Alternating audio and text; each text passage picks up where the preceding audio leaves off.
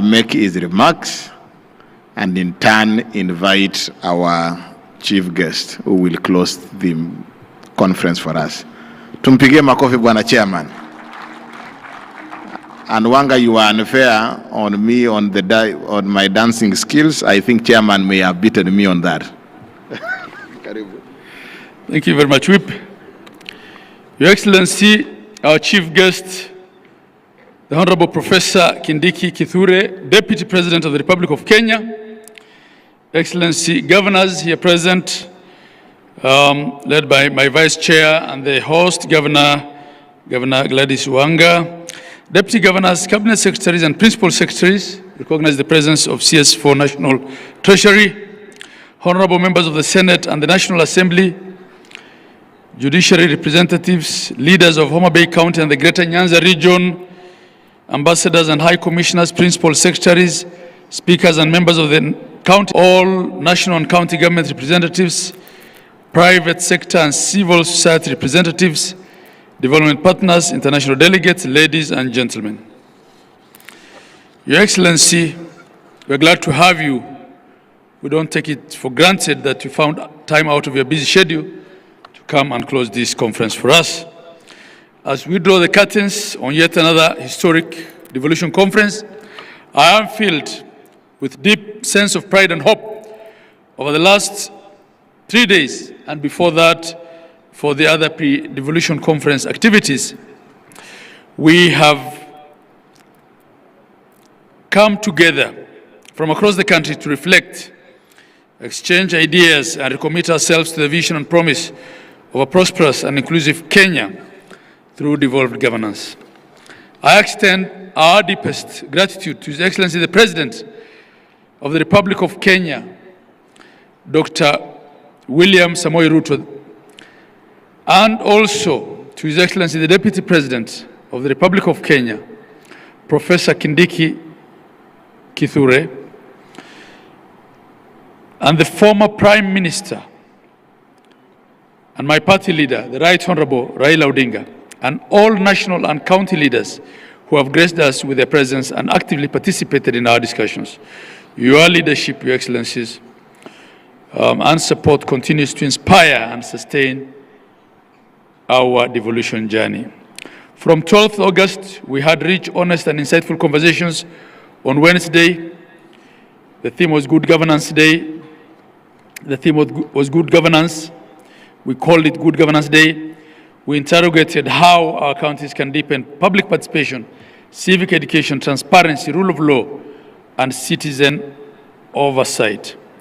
We were reminded that good governance is not a destination, but a daily practice. On Thursday, we marked the Human Rights and Social Justice Day, where we took a bold step forward in reinforcing the constitutional promise of dignity, equality, and non-discrimination. The discussions were heartfelt and deeply necessary.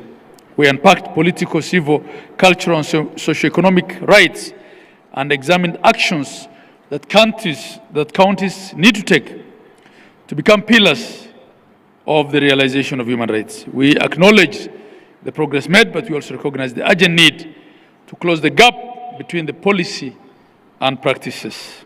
Counties must become true champions of the human rights-based approach, placing people at the heart of every development plan.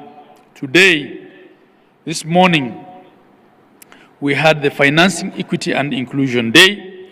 We have been challenged to ask the hard questions: how do we sustainably fund the devolution dream, from exploring how counties can unlock access to finance medium, small, micro enterprises, to tackling matters of equitable division of revenue between the two levels of government. The conversations were solution-driven and enlightening. In addition to the plenum session, the side events played a critical role in enriching our understanding of sector-specific concerns and innovations. These sessions allowed for deep dives and peer learning. The insights gathered here must now inform our county strategies and shape future policy interventions. Your Excellency, distinguished guests, ladies and gentlemen, what has been clear throughout this conference is that devolution is not just a governance system, it's an lived experience. It is our mothers receiving maternity care at local health centers. It is our young entrepreneurs accessing credit for their agribusiness. It is our children accessing the best education. The resolutions we have adopted are not just words on paper, they are a call to action, a call to all of us, as leaders and public servants, the civil society, the private sector, and the Kenyan citizen to uphold the constitutional spirit of Article 174 and make devolution work in every corner of this republic. As we leave Homa Bay and return to our respective workstations, may we carry with us the spirit of this conference and a renewed energy, a sharper vision, and a wavering commitment to serve. Let us be bold in our leadership and consistent in our service. As I conclude, Your Excellency, I'll conclude by thanking all those who made this conference a success. The county government of Homa Bay, under the leadership of Her Excellency Gladys Wanga.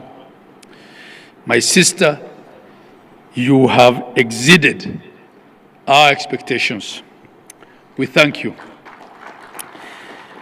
We also want to thank the steering committee under the able leadership of my Vice Chair, Dr. Mutahi Kahiga, the planning committee, which was chaired by our CEO. We want to thank all the platinum sponsors. We want to thank all the resource persons, service providers, partners, delegates, civil society organizations, the media, and above all the citizens of Kenya who were participating delegates at this conference. Your engagement and commitments to continue to breathe life into the devolution dream. Your Excellency, just on two issues that were raised by the speaker before me, our brother, the CS Badi. CS Badi, we want to thank you for all the efforts you're making in reducing the time that we take to access funds. There definitely has been an improvement since you came into that role. We don't take it for granted, we appreciate it. On pensions debt, I'll have discussions with you on how to deal with the historical pensions debt. Part of it is clearly not what counties can pay out of their current equitable share. Mistakes were made, and we just have to have bailout in certain instances if we have to make that good. It also raises questions of the oversight then. On the issue of the Conditional Allocations Act, yes, there are delays in passing, and it's been a problem. You know how we've been filibustered on RMLF by the National Assembly. I don't want to discuss that here. I want to end on a good note. But we also have a challenge of national government budget not appropriating even what is passed by the two houses after lengthy mediation. So we have a County Additional Allocations Act, which then allocates us funds that we can't access because they have not been appropriated in the national government budget. I think those are conversations we will have. At this point, I want to invite Your Excellency, the Deputy President, to address us. Your Excellency, you have brought professionalism and a voice of reason into that office. From an IBEC that we dreaded to one that we look forward to attend, I must thank you, Your Excellency. Asante sana.